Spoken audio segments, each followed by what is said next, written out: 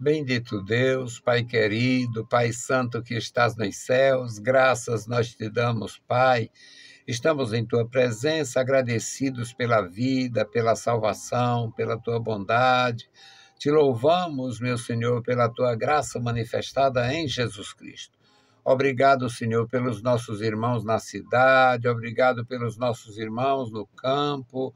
Ó Deus, guarda a tua igreja, abençoa o teu povo, Senhor, em todo lugar. Nos dá graça, Senhor, no que fazemos, nos dá a alegria de servir. Opera, Senhor, na vida da igreja. Manifesta, Pai querido, o teu grande poder na vida dos meus irmãos. Abençoa crianças, jovens e adultos. Dá graça, meu Senhor, aos teus ministros, abençoa os idosos na tua casa, manifesta o teu grande poder. No nome maravilhoso de Jesus Cristo, nós te pedimos e te agradecemos. Amém. Saudamos a todos com a paz de nosso Senhor Jesus Cristo. Voltamos para apresentar o programa Unicresce no Ar, programa da Escola Teológica União e Crescimento. O nosso desejo é servir ao Senhor, ajudar os nossos irmãos, temos feito isto. É tanto que estamos no ano 34 do programa Unicresce no Ar. Louvamos ao nosso Deus. Nós temos, meus queridos irmãos, a necessidade de fazer a obra de Deus e, mais do que nunca, hoje é necessário trazer a palavra. Existe muita dificuldade, existe uma coisa que é absolutamente compreensível, o fator tempo, muita gente não tem tempo e, devido a isto, estão sendo muitas vezes iludidos com uma mensagem diluída, uma coisinha que aparece ali, aparece acolá e termina não indo a lugar nenhum. Porque se o sujeito precisa de tanto tempo para se formar nas matérias, no estudo social e tudo mais, por que na palavra de Deus tem que ser com dois vai e vem? Então, para ter consciência, para ter um bom serviço, para ter um testemunho melhor, é necessário conhecer. Então, nós vamos trazer uma mensagem hoje, meus irmãos, no livro do profeta Jeremias, no capítulo 31 do profeta Jeremias, tem uma belíssima promessa para dias futuros, que na verdade já chegaram e nós já estamos há 2000 anos do nascimento de Jesus, portanto, da nova aliança. Então, a leitura em Jeremias 31, 31 a 40. Eis que vem dias, diz o Senhor, em que farei um novo concerto com a casa de Israel e com a casa de Judá. Não conforme o concerto que fiz com seus pais no dia em que os tomei pela mão para os tirar da terra do Egito. Portanto, eles invalidaram o meu concerto, apesar de eu os haver desposado, diz o Senhor. Mas este é o concerto que farei com a casa de Israel depois daqueles dias, diz o Senhor. Porei a minha lei no seu interior e a escreverei no seu coração, e eu serei o seu Deus, e eles serão o meu povo. E não ensinará mais alguém ao seu próximo, nem alguém a seu irmão, dizendo, conhecei ao Senhor, porque todos me conhecerão, desde o menor até o maior. Diz o Senhor, porque lhes perdoarei a sua maldade, e nunca mais me lembrarei dos seus pecados. Assim diz o Senhor, que dá o sol para a luz do dia e as ordenanças da lua e das estrelas para a luz da noite, que fende o mar e faz bramir as suas ondas. O Senhor dos exércitos é o seu nome. Se desviarem estas ordenanças de diante de mim, diz o Senhor, deixará também a semente de Israel de ser uma nação diante de mim para sempre. Assim disse o Senhor, se puderem ser medidos os céus para cima e sondados os fundamentos da terra para baixo, também eu rejeitarei toda a semente de Israel, por tudo quanto fizeram, diz o Senhor. Eis que vem dias, diz o Senhor, em que esta cidade será reedificada para o Senhor, desde a torre de Ananael até a porta da esquina. E a linha de medir estender-se-á para adiante até o outeiro de Garebe e virar-se-á até Goa. E todo o vale dos cadáveres e de cinza e todos os campos até o ribeiro de Cedron, até a esquina da porta dos cavalos, para o oriente, serão consagrados ao Senhor. Não se arrancarão, nem se derribarão, mas eternamente. Querido Deus, Pai Santo que estás nos céus, nós te louvamos. Obrigado pela leitura em tua santa palavra. Obrigado pela tua igreja. Obrigado pelos nossos ouvintes. Obrigado pelos nossos ajudadores e intercessores. Deus bendito e fiel, ouve a nossa petição. Em nome de Jesus, nós te pedimos. Amém. Meus queridos irmãos, quando a gente está necessitado de alguma coisa e recebemos esta coisa que precisamos tanto, a gente fica muito satisfeito. Alguém que está nesses dias difíceis, as questões sociais, a pessoa necessitando de tratamento, como aconteceu comigo no começo deste ano. Eu, de repente, tive um problema na visão e foi necessário fazer uma cirurgia. Meus irmãos, no instante, sem eu pedir um centavo, eu não pedi um centavo. Até onde eu sei, minha esposa não pediu um centavo. Não autorizei nenhum dos meus 3 filhos a pedirem um centavo. E mesmo assim, de repente apareceram R$13.000 e foi pago a cirurgia e tal. A minha grande necessidade naquele momento foi aquele tratamento. Não ficou 100%. Eu não estou tendo facilidade para ler com a visão esquerda, mas eu estou vendo muito bem. A dificuldade é para a leitura. Mas eu não via era praticamente nada com o olho esquerdo.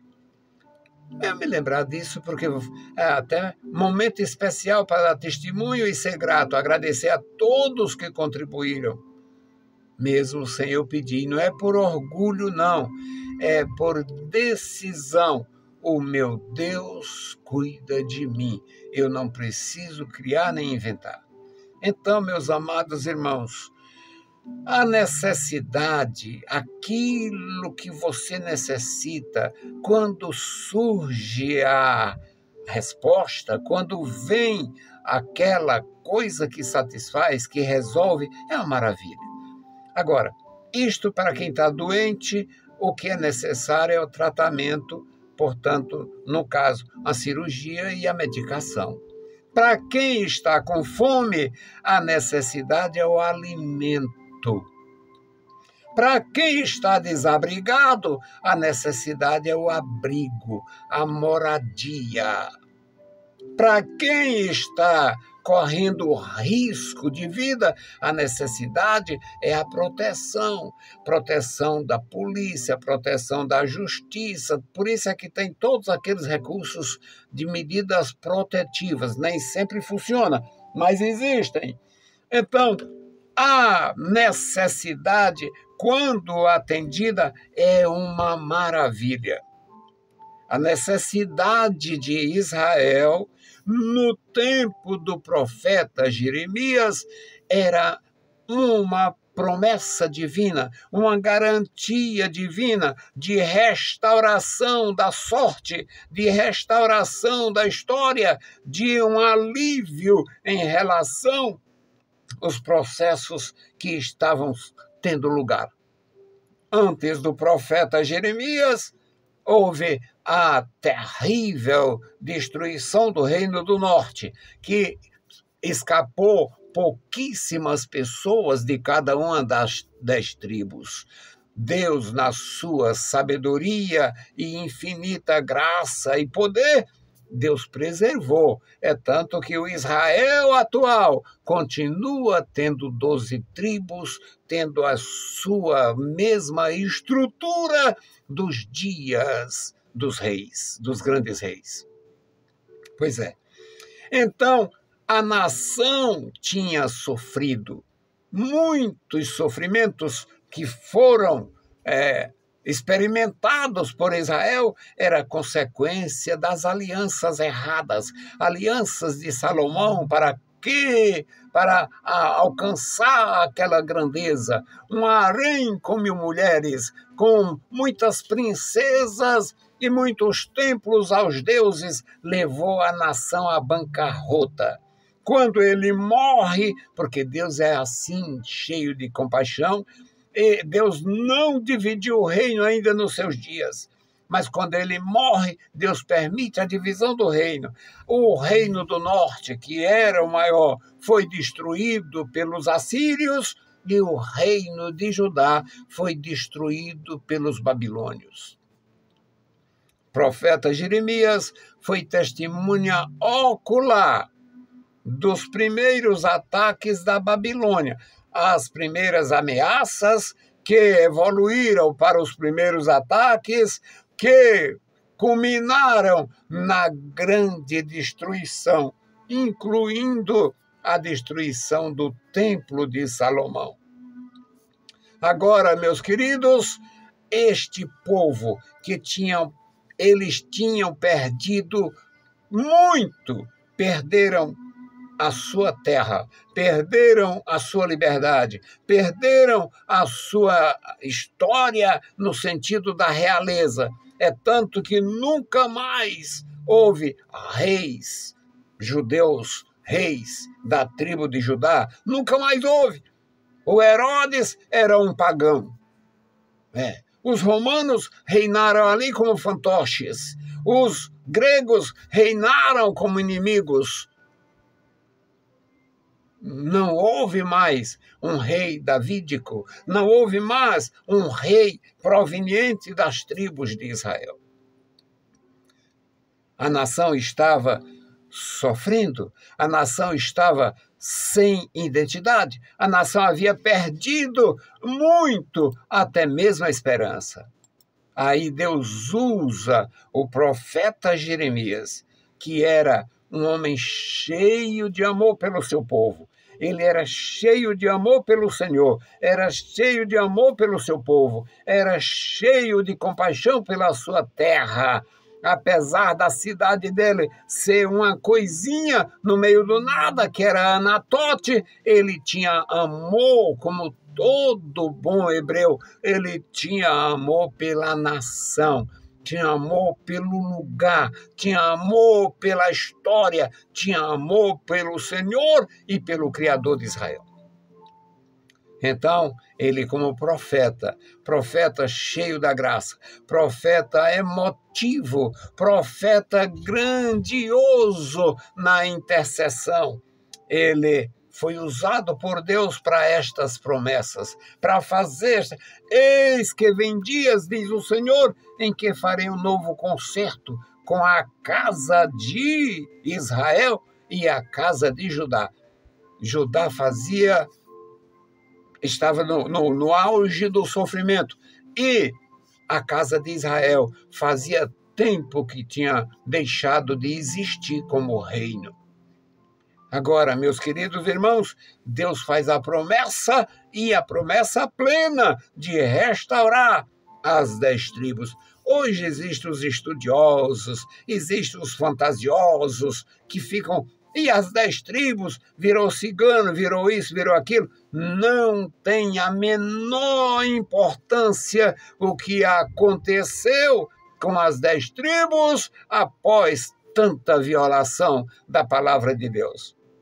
A importância é com o que Deus prometeu, uma nova aliança, um novo concerto, envolvendo as 12 tribos. Aqui no versículo 32, falando, no versículo 31, falando que é com a casa de Israel e a casa de Judá. Portanto, Deus ia unir a nação novamente, fazendo estas promessas gloriosas e solenes. Não conforme, é o versículo 32, não igual, não conforme a aliança que eu fiz com seus pais, quando tomei pela mão e tirei da terra do Egito, porque eles mesmos invalidaram a minha aliança. Mas este é o concerto. Aí diz como é. Agora é o modelo da nova aliança. Este é o concerto que farei com a casa de Israel depois daqueles dias, diz o Senhor. Porei a minha lei no seu interior. Não tem sacerdote pagão que tire. Não tem quem tire a lei que está escrita no coração. Porei a minha lei no seu interior, escreverei no seu coração. Eu serei o seu Deus e eles serão meu povo. E no versículo 34 diz, e não haverá necessidade de alguém dizer, olha, irmão, tenha temor, conheça a Deus, porque todos me conhecerão, desde o menor até o maior. Que maravilha! Que maravilhosa promessa! A promessa divina, a promessa de Deus para o seu povo. Tempos virão, tempos de restauração, tempos de refrigério. E ainda no versículo 34 diz o Senhor, porque lhes perdoarei a sua maldade e nunca mais me lembrarei dos seus pecados. Meus queridos irmãos, esta promessa, esta gloriosa promessa, tem lugar na vida, teve lugar na vida de centenas de milhares de judeus convertidos a nosso Senhor Jesus Cristo no século I. Tem lugar na vida de centenas de milhares e milhões e hoje bilhões de pessoas que conheceram Jesus Cristo através do Evangelho. A nova aliança, o Novo Testamento, a palavra atestada e selada pelo sangue do Cordeiro de Deus, que tira o pecado do mundo. 500 anos, mais de 500 anos antes de Cristo, Jeremias diz desta natureza. Não é necessário ensinar ao seu irmão, tenha temor, não seja assim, não faça isto, temei a Deus, conhecei o Senhor, porque todos me conhecerão, desde o menor até o maior, porque lhe perdoarei o seu pecado, lhes perdoarei a sua maldade e nunca mais me lembrarei dos seus pecados. Assim diz o Senhor, que dá o sol. Agora o juramento divino. Este é válido. Assim diz o Senhor, que dá o sol para a luz do dia e as ordenanças da lua e das estrelas para a luz da noite. Este Deus, se for possível banir estas ordenanças, ao ponto de não haver mais sol, não haver mais lua, não haver mais estrela, então pode banir. Só se banisse isto. O Senhor que fende o mar, que faz bramir as suas ondas, o Senhor dos exércitos é o seu nome.